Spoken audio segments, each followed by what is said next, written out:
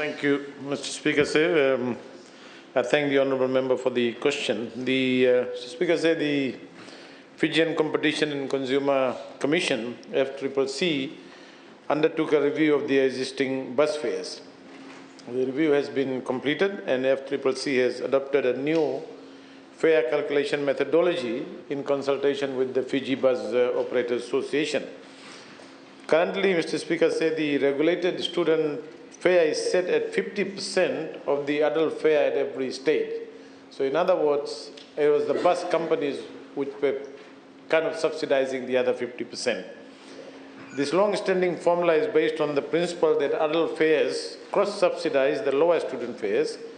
And in the past, the Land Transport Authority allowed a relatively higher number of students to be accommodated in a school bus compared to the adult passenger limit.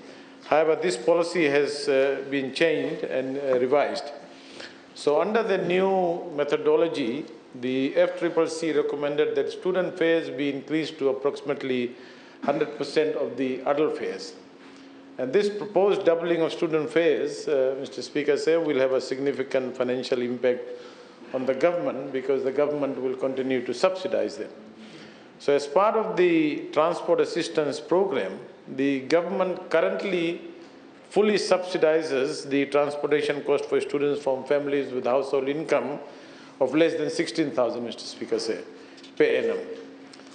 And apart from bus services, the scheme also covers for rural service license, RSL operators, and boat services in the rural and maritime schools. In the 2024-2025 budget, government has allocated a total of 37 million to cater for the transport assistance. There are currently about 90,000 students benefiting from this program. So with the doubling of student fares, the additional cost exposure for subsidized students with blue cards is projected to be around 18 million. Apart from this, there are currently non-subsidized students with yellow cards paying the full fare of 50% of adult fares. With the bus fares doubled, the additional cost to these students will be around $5 million.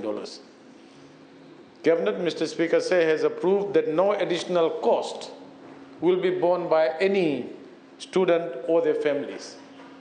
Government will therefore subsidize the additional increase in the fares. The total additional estimated cost for transportation subsidy for students with blue cards and yellow cards is around 23 million for 2023-2024 budget.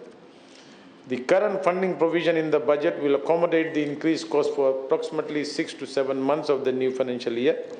And Cabinet has approved that additional funding will have to be sourced through a budget redeployment later during the year, Mr. Speaker. Mr. Speaker, it is also important to note that the rural service license, RSL providers transporting students have also been asking for fare increases which have remained stagnant for a number of years, like the bus fares. It was discussed during the budget deliberations that the Ministry of Education will work with the FCCC on the fare determination for RSL operators. The cost implications can only be ascertained after the review.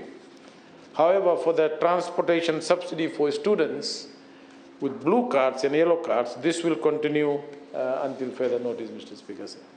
Thank you, Mr. Thank you.